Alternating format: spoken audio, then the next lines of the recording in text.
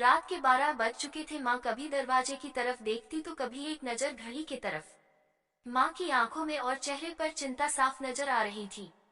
थोड़ी ही देर में दरवाजे की घंटी बजी। माँ ने काफी तेजी से दरवाजा खोला और सामने बेटे विक्रम और बहू मान्यता को देखकर पूछा, इतनी देर क्यों हो गई? मैं कब से तुम्हारी राह देख रही थी। माँ, मैं अब छोटा नहीं हूँ, तुम मेरी चिंता मत किया करो। विक्रम घर के अंदर प्रवेश करते हुए बोला, बेटा कितना भी बड़ा हो जाए माँ के लिए छोटा ही रहता है। चलो छोड़ो, हाथ पैर धो लो, मैं तुम्हारे लिए खाना लगा देती हूँ।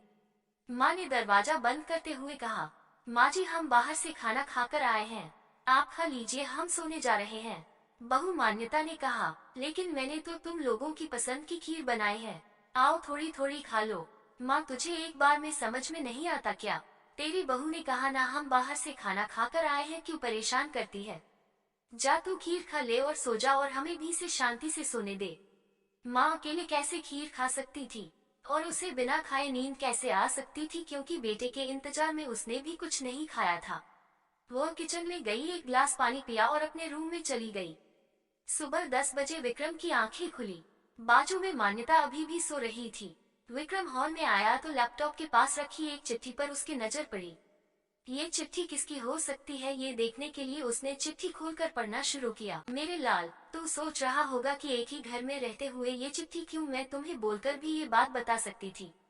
हाँ, बता सकती थी अगर तू मेरी बातें सुनना चाहता तो। किसी एक्सप्रेस गाड़ी की तरह तू आता है और कुछ ही पलों में निकल जाता है। खैर वो सब जाने दो, कल तुम्हारा जन्मदिन था इसलिए मैंने खीर बनाई थी। सोचा कम से कम आज के दिन साथ में बैठकर खाना खाएंगे। मगर मैं ये बात बोल गई थी कि मेरा बेटा बड़ा हो चुका है, तो अपने दोस्तों के साथ पार्टी करके खाना खाकर आया। चलो, मुझे इस बात की खुशी ही हुई। मेरी दवाइयाँ खत्म हो गई है, मैंने कुछ दिनों पहले तुझे दवाई की एक चिट्ठी दी थी।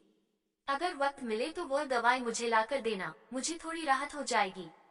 विक्रम को याद आया कि 4-5 दिन पहले माँ ने एक दवाई की चिट्ठी दी थी। उसने अपने ऑफिस के बैग में जाकर उस चिट्ठी को तलाशा और उसे खोलकर देखा। उसमें लिखा था, मुझे ऐसी दवाई लाकर दो जिससे मैं अपने बेटे को भुला सकूं। विक्रम को रियलाइज हुआ कि मुझसे बहुत बड़ी गलती हो गई है। उसकी आंखें नम हो गई। वो तुरंत अपने माँ के कमरे की तरफ दौड़ा। सबसे पहले उठ जाने वाली माँ आज क्यों नहीं उठी थी, देखकर उसे आश्चर्य हुआ। उसने माँ को उठाने की काफी कोशिश की, लेकिन माँ एक गहरी नींद में सो चुकी थी। विक्रम के पास फूट फूट कर रोने के अलावा और कोई चारा नहीं बचा था। दोस्तों, ये कहने की जरूरत नहीं है कि माँ बाप जीवन में कितने मूल्यवान हैं। उनके रहते हुए ही उनकी सेवा करो, उनसे प्यार करो। वो चले जाएंगे तो कुछ नहीं कर पाओगे।